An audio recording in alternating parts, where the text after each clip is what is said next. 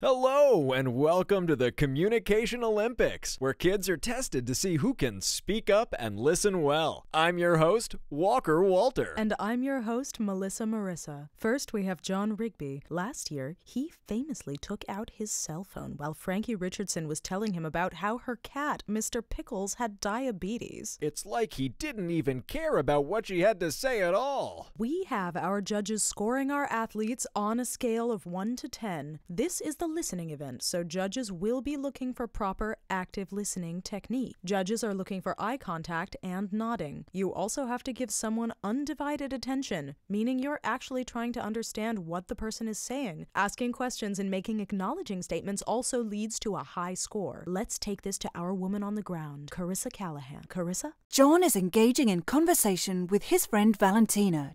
So Steph just left me. I didn't have anyone to see the movie with, and she didn't even say sorry. Like, we've been friends since she moved in across the street. That?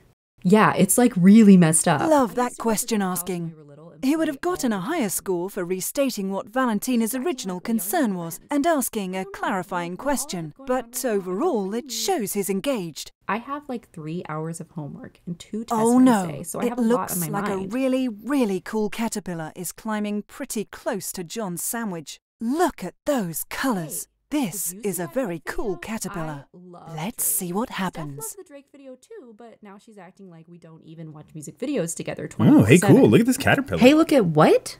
He wants to talk about that very cool caterpillar because he's no longer interested in the conversation, but also wants to be a good friend to Valentina. Hey, that really sucks. Have you tried telling her how you feel and that you're upset? I haven't. It's pretty cool of you to hear me out like this. Let's get to Mr. Roberts. And he recovers. John clearly did the right thing by not getting distracted, even if he was getting bored. Then he nailed it with a great introspective question. Judges give it an 8.2. He was docked a few points for looking away, and we could have seen John stating the concern back to her. Back to you, Melissa Marissa. Wow, that really was a great caterpillar.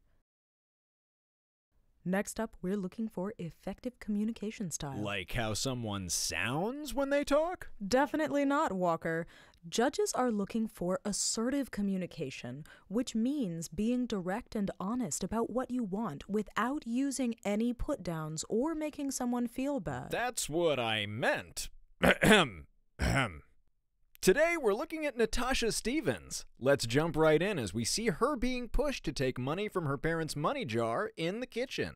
Dude, the money's right in the kitchen. Take $10 so we can go get gulpies at Fasty Mart. I don't really want a gulpy. Yeah, right. Uh-oh. We know Natasha. She's not being direct enough. She doesn't want to steal from her parents. She does really want a gulpy.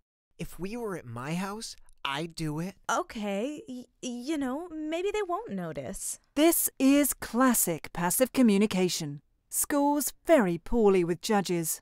Wait. It looks like Natasha might turn this around because she's literally turning around. Dude, you know what? It's not right to steal from my parents. It's not worth losing their trust. I don't know if you can come over if you're going to act like this. And, by the way, I always want a gulpy. Okay, I hear you. I haven't seen a comeback like that since Skip Levinson in the 68 games.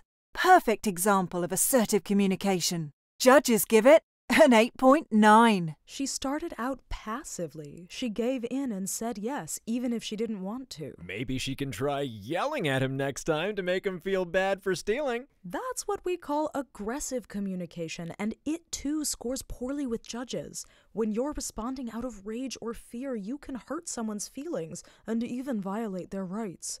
When she turned around, it was classic assertive communication. She was direct about how she felt, even if it was hard to say. That's all the time we have today. I'm Marissa Melissa. And I'm assertively communicating that we're out of time. Nice try, Walter. Okay, signing off.